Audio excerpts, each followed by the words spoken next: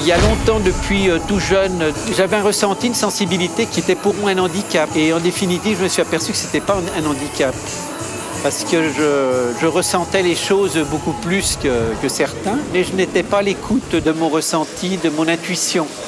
Et petit à petit, donc, cette intuition se développant, j'étais obligé, je n'ai pas eu le choix de la suivre. Après plusieurs incidents, on va dire, plusieurs blocages qui s'étaient effectués au niveau santé. Et donc il a fallu, bien sûr, elle s'est rappelée à l'ordre et j'ai suivi cette intuition. Cette intuition de créer cette école, cette intuition aussi de moi-même de pratiquer la géobiologie, la radiesthésie déjà, la géobiologie, on va dire la pratique du pendule, la pratique des baguettes de sourcier, aller sur des lieux pour les rééquilibrer, des lieux qui sont à vibration pathogène ou à haute vibration. On n'est pas là pour soigner, les gens sont là pour...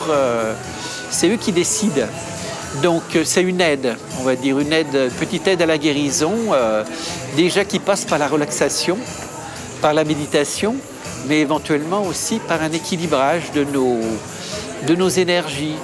Et ces énergies, c'est vrai, quand vous avez reçu des fois une altercation, quelque chose que vous n'avez pas digéré en quelque sorte, et bien des fois ça reste coincé au niveau énergétique, mais on a un ressenti aussi au niveau physique. Et si cette mauvaise énergie ne s'évacue pas, eh bien elle peut créer un problème sur le plan physique, par exemple au niveau de la gorge. En travaillant sur le plan énergétique, eh bien, on peut aider la personne à évacuer cette problématique. L'école du ressenti a été créée il y a à peu près 5 ans.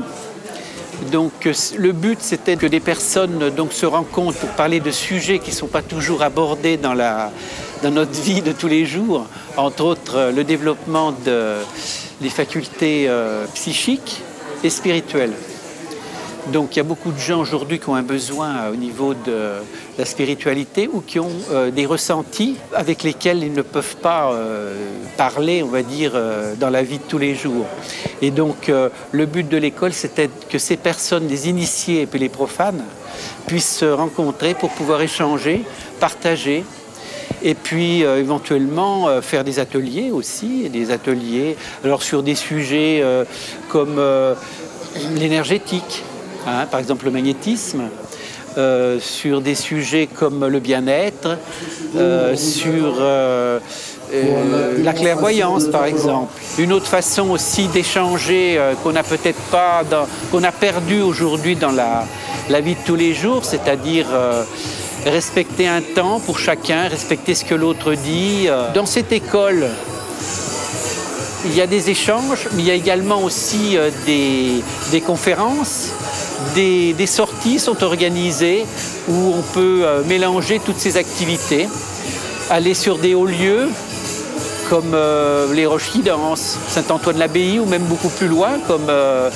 la forêt de Pimpon en Bretagne, Brocéliande, où là on peut s'adonner effectivement aux baguettes, aux pendules, et également partager tous les contes, tout ce qui s'est passé au Moyen-Âge ou à l'époque de Merlin l'Enchanteur. Donc c'est un retour un peu au magique.